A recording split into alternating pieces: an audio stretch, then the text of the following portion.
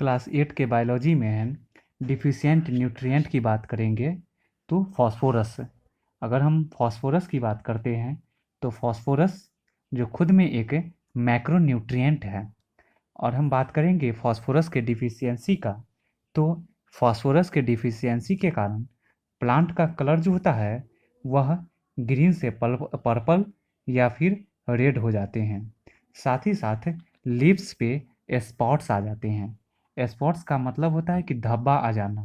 तो हमारे लीव्स पे क्या होंगे कि स्पॉट्स धब्बे आ जाएंगे और कलर भी ग्रीन से पर्पल और रेड के फॉर्म में चेंजिंग हो जाएगा। और साथ ही साथ प्लांट का जो ग्रोथ होगा वो बहुत ही पुअर फॉर्म में होंगे। मतलब कह सकते हैं कि minimal growth of plants will be take place with the deficient nutrient of phosphorus. मतलब पुअर ग्रोथ प्लांट्स का होना, पर्पल और रेड कलर में चेंजिंग हो जाना ग्रीन प्लांट के लीफ का कलर, और साथ साथ लीव्स पे स्पॉट्स धब्बा आ जाना, ये सब फॉस्फोरस के डिफिशियंसी के कारण होते हैं। जबकि अगर हम बात करेंगे पोटेशियम का, तो पोटेशियम के डिफिशियंसी के कारण प्लांट का भी पुअर ग्रोथ होते हैं। मीन्स दैट पोटेशियम जो खुद में एक मैक्रोन्यूट्रिएंट्स है, और हम कहेंगे कि पोटेशियम के डिफिशियंसी के कारण प्लांट का ग्रोथ काफ़ी लो होता है। मीन्स डैट प्लांट का प्रॉपर ग्रोथ और डेवलपमेंट स्टॉप्ड हो जाते हैं जब पोटेशियम जैसे मैक्रोन्यूट्रिएंट्स का डिफिशियंसी होता है तब। अब अगर हम बात करेंगे जिंक का, तो जिंक जो है वो भी खुद में एक हमारा मैक्रोन्यूट्रिएंट्स हैं, जो हम कहेंगे कि इस जिंक में और यानी मैक्रोन्यूट्रिएंट्स के डिफिशियंसी के कारण क्या होंगे, तो लीव्स का शेप जो हो जाएगा वह डी शेपिंग हो जाएगा। डी शेपिंग का मतलब होगा कि वो कटा हुआ लीफ का पार्ट्स जो रहेगा इस तरह से अगर हैं, तो यह लीव्स का पार्ट्स जो हैं वह कटे हुए इस तरह से कटे हुए पत्ते रहेंगे। नीचे से कटे रह सकते हैं, साइड से, मतलब किसी भी सेक्शन से वह प्लांट का लीफ का पार्ट हमारा कट कट कट किया हुआ रहेगा। मीन्स डैट प्रॉपर शेप नहीं रहेंगे हमारे लीव्स का जिंक के डिफिशियंसी के कारण।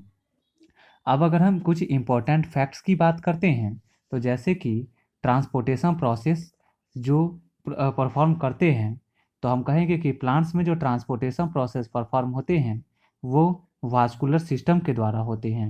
मीन्स डैट कहेंगे कि जाइलम और फ्लोएम जो इम्पॉर्टेंट यानी वाइटल रोल प्ले करने का काम करते हैं, किसके लिए, तो हमारे प्लांट्स के अंदर ट्रांसपोर्टेशन प्रोसेस को परफॉर्म कराने के लिए।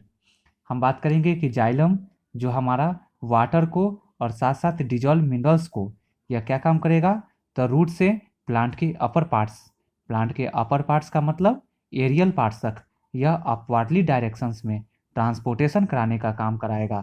किसको, वाटर को और डिजॉल्व मिनरल्स को। कौन कराएगा, तो जाइलम कराने का काम करेंगे। अगर हम बात करेंगे फ्लोएम का, तो फ्लोएम जो कैरी करने का काम करेगा, तो फ्लोएम किसको कैरी करेगा, तो फूड को करेगा। कहाँ से, तो प्लांट के लीव से। और कहाँ तक जाएगा, तो डाउनवर्ड पार्ट्स। मीन्स डैट हमारे अपर पार्ट से व लोअर पार्ट्स तक हमारा क्या काम करेगा, मीन्स डैट हमारे एरियल पार्ट से जो डिफिशियंट एरियाज यानी प्लांट का पार्ट्स हो, जहाँ पे हमारा न्यूट्रिएंट्स का डिफिशियंसी हो, वहाँ पे वह फ्लोएम हमारे उस फुलफुल एरियाज से डिफिशियंट एरियाज तक हमारे मिनरल्स को कैरी अप करके और ट्रांसपोर्ट करके ले जाने का काम करेगा। अब बात करेंगे ट्रांसपोर्टेशन में जो फूड जो लीव से होते हैं, तो कहाँ से होते हैं, तो लीव से प्लांट के अदर पार्ट से होते हैं, वह मेरा ट्रांसलोकेशन कहलाता है। मतलब कहेंगे कि ट्रांसलोकेशन के अंदर द्वारा में प्रोसेस में हम कहेंगे कि यह वो स्टोर करके वाटर और मिनरल्स को भी रखने का काम करता है, और धीरे धीरे कर करके वो हमारे प्लांट्स के ईच एंड एवरी पार्ट्स यानी प्लांट के लीव्स पार्ट्स, प्लांट के स्टेम पार्ट्स और प्लांट्स के shoot parts to roots parts यानी जो deficient fulfil parts to deficient parts तक यह हमारे न्यूट्रिएंट्स के फुलफिलमेंट में फुल्ली रूप में यह इन्वॉल्व होते हैं।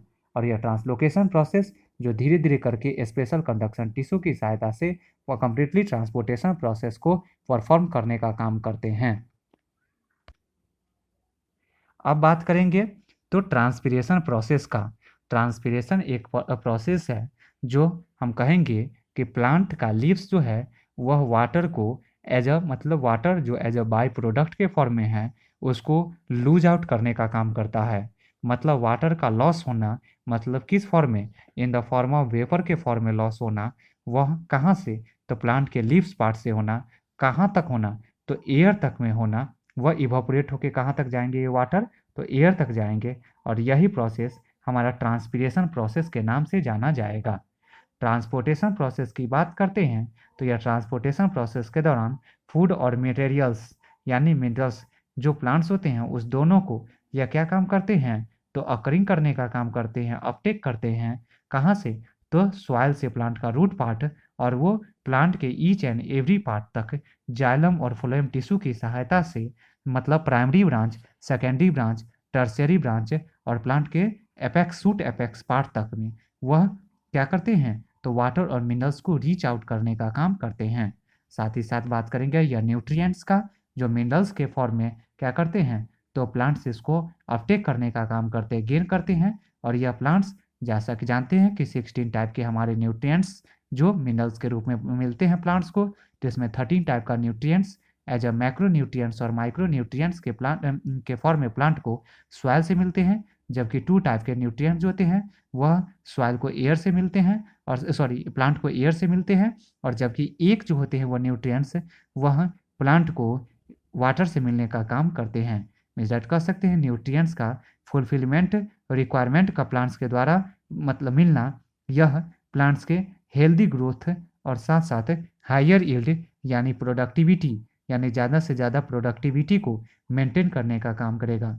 Means that nutrients which are completely dependable to fulfill the requirement of the plants to provide the proper growth and development of the plants, and these healthy plants which gives the higher yield and productivity to the plants.